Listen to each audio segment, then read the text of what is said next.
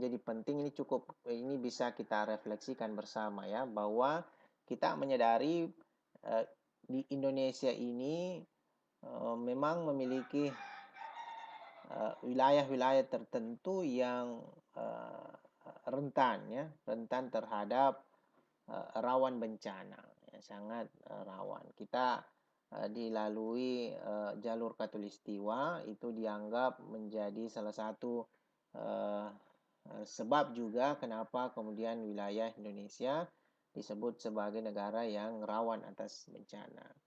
Meskipun ya Katulistiwa di satu sisi itu sangat menguntungkan kita sebagai negara yang tropis, kemudian tapi di sisi yang lain juga bisa membawa kerentanan bencana.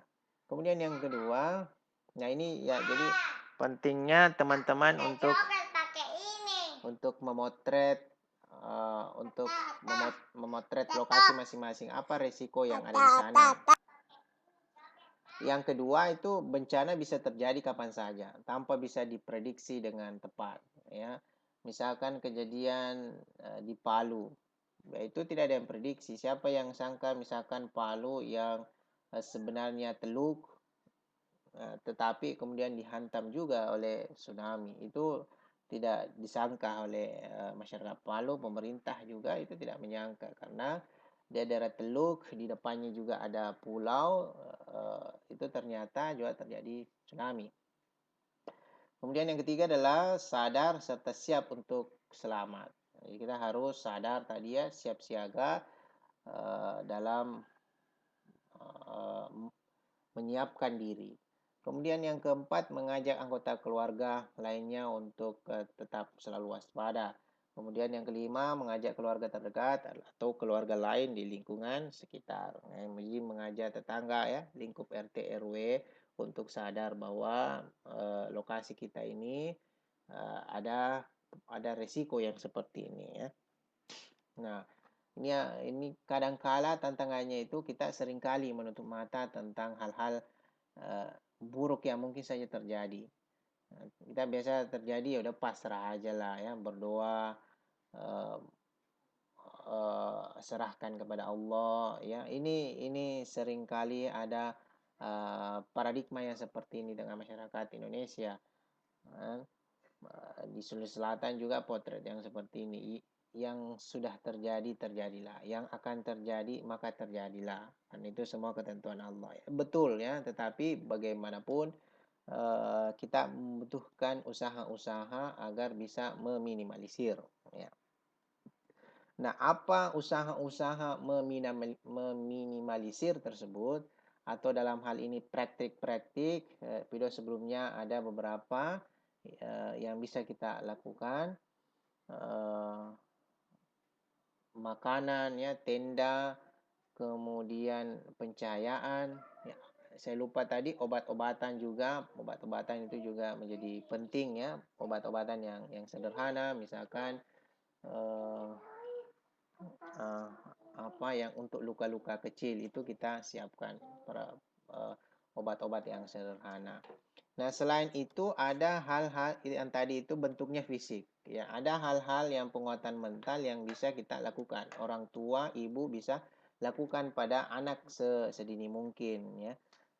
Misalkan dengan memperkenalkan pada anak berbagai peristiwa bencana melalui nyanyian-nyanyian.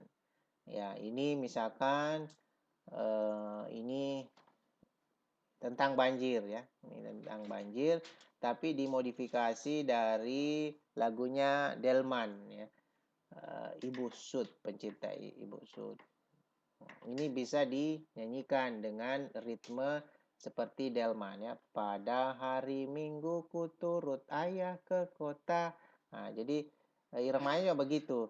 Jika buang sampah tebang pohon sembarangan, dan seterusnya ya.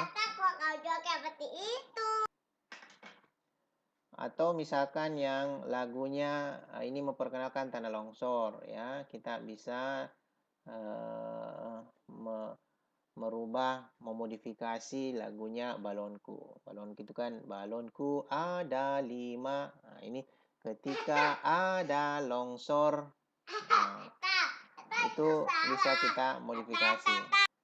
Nah, ini beberapa lagu teman-teman bisa miliki, bisa modif, bisa praktekkan nanti di lingkungan keluarga masing-masing ya. Usaha untuk mitigasi hal yang sederhana yang kita bisa perkenalkan kepada anak-anak kita. Nah, adik-adik kita di rumah ya.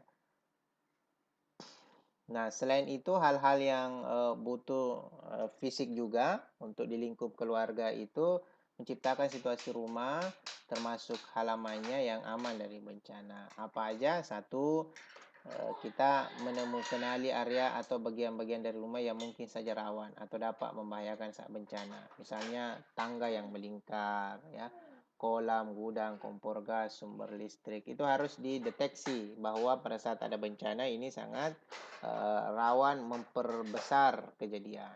Kemudian yang kedua, menata ulang furnitur, lampu, akuarium dan lain-lainnya. Misalnya letak lemari, ya itu harus kita lihat juga. Kemudian yang ketiga, pintu rumah terbuka keluar, artinya pintu rumahnya ya bisa orang misalkan di dalam rumah kita bisa keluar langsung ke jalan raya.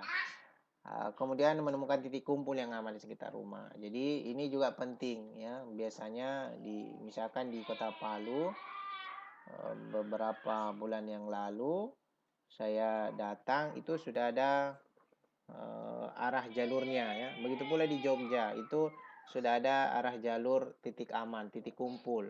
Jadi itu sepanjang jalan ada ada arahnya ke sana ke sana. Nah, Sulawesi Selatan ini mungkin saya luput ya, tapi saya belum temukan tempat yang disiapkan ini titik kumpul yang aman saat terjadi bencana. Nah, ya itu bisa dilakukan hal-hal yang ini mungkin kecil tapi sangat sangat bermanfaat pada saat terjadi. Kita akan siap pada saat ada bencana ya. Ya demikian untuk pembahasan kita bagaimana peran ibu ya orang tua dalam membangun ketangguhan keluarga menghadapi bencana. Mudah-mudahan bermanfaat. Assalamualaikum warahmatullahi wabarakatuh.